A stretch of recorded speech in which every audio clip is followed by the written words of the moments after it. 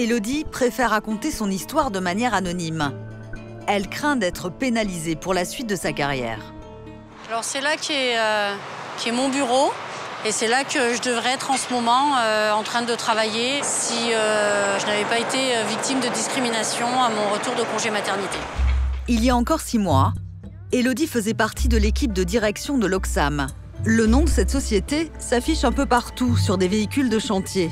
Le chiffre d'affaires de cette entreprise, implantée dans une vingtaine de pays, s'élève à 1,5 milliard d'euros. Une entreprise française florissante et bienveillante envers ses employés, à en croire le patron. Nous attachons beaucoup d'importance à l'embauche, à l'intégration et à la formation du personnel. Et que nous veillons à travers la culture d'entreprise que chacun puisse donner le meilleur de lui-même. Pourtant, selon l'ancienne cadre supérieure, le management de l'Oxam serait loin d'être irréprochable. Tout a commencé le jour où Élodie est devenue maman. Je suis venue présenter mon fils à mes collègues.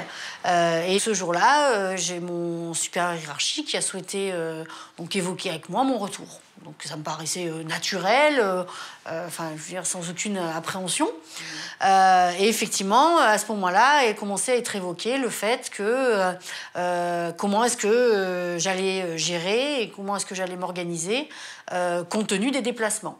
Jusqu'à présent, mon niveau de déplacement était en moyenne de 2 jours par mois. Et là, on me dit voilà, qu'il va falloir se déplacer chaque semaine, plusieurs jours par semaine. Ces nouvelles contraintes liées à son poste sont incompatibles avec sa vie de mère célibataire. Son supérieur hiérarchique lui aurait demandé de renoncer à ses fonctions de directrice.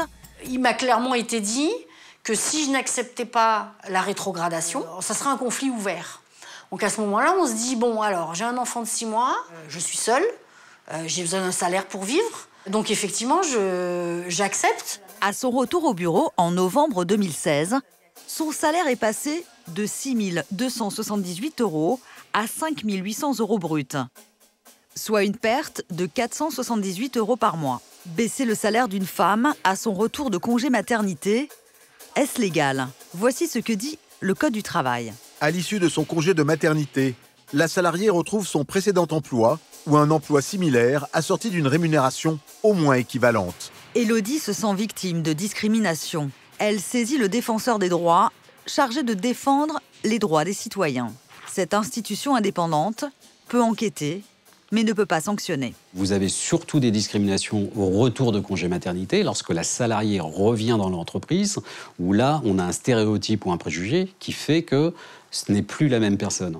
Ce n'est plus la même personne parce qu'elle ne sera plus autant disponible qu'elle a pu l'être avant son congé maternité. Il a proposé une médiation entre l'employeur et la salariée, mais l'Oxam a refusé. En mai 2017, le défenseur des droits lance alors une procédure d'enquête. Il demande à l'entreprise de prouver qu'elle n'a pas discriminé sa salariée. Selon Élodie, cette initiative n'a pas joué en sa faveur. Je me rends compte qu'on est toujours derrière moi à me reprocher de ne pas faire correctement ce qu'on me demande, c'est-à-dire de produire des documents. Alors un mois, ils sont trop détaillés, j'ai perdu mon temps, je suis inefficace. Donc avec cette impression finalement, quelque part, qu'on est en train de monter un dossier contre moi. Élodie est convoquée pour un entretien préalable au licenciement. Elle décide de saisir les prud'hommes pour discrimination. Le président de l'Oxam, Gérard Després, se défend. Est-ce que l'entreprise n'a pas essayé de se débarrasser d'elle?